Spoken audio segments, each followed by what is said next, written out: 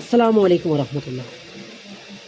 আজকে একখান কথা শেয়ার করছো যে হতল্লাই অনরা এক পুরো মানে 2025 সালত আইয়ে নেয় এই হতল্লাই অনরা এক পুরো চিন্তা ভাবনা নকরিবেন একখান হতা যে অনরা শেয়ার করছো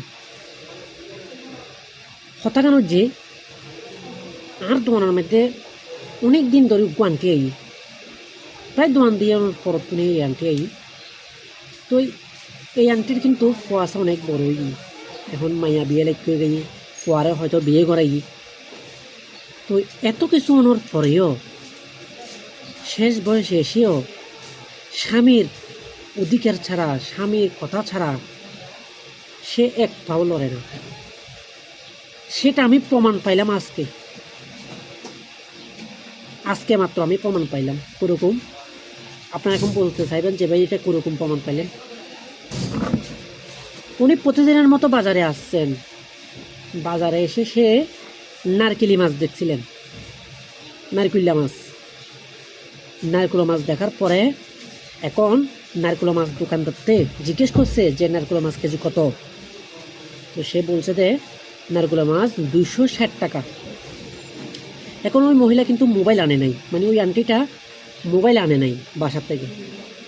তখন 260 টাকা বলাতে সে কী করলো, অনেক দৌড়াদৌড়ি করে অনেক দূর থেকে নারকুলা মাছকে ওখানে রেখে আমার কাছে আসলো, আমার দোকানে আসলো। আসার পরে বলছে, আঙ্কেল আমাকে একটা হেল্প করো। আমি মনে করছি হয়তো টাকা পয়সা চাবে, হয়তো কোনো দিকে বাজি গেছে বা আমার থেকে টাকা পয়সা ধার নেবে, আমি ওইটা মনে করছি। আমি ওই যে বলেন না কি সমস্যা বলেন আন্টি বলেন। তো সে আমাকে বললো, দে তোমার মোবাইল থেকে আমাকে একটা কল দিতে হবে। তো আমি বলছি না লাগবে না, আমি বলছি সমস্যা নেই, দেন কল দেন।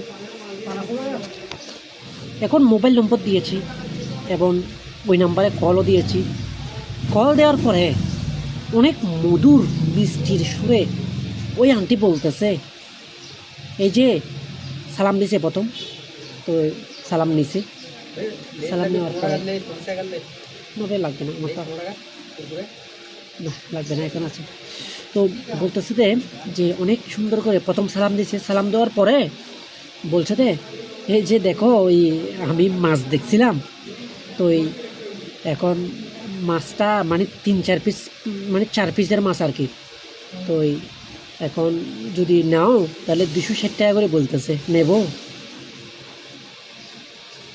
নারকেলে মাছ 260 টাকা করে বলতেছে, নেব কিনা তোমাকে জিজ্ঞেস করার জন্য কল দিছি। ওই যে আঙ্কেল, তো উনি তো ব্যবসায়ী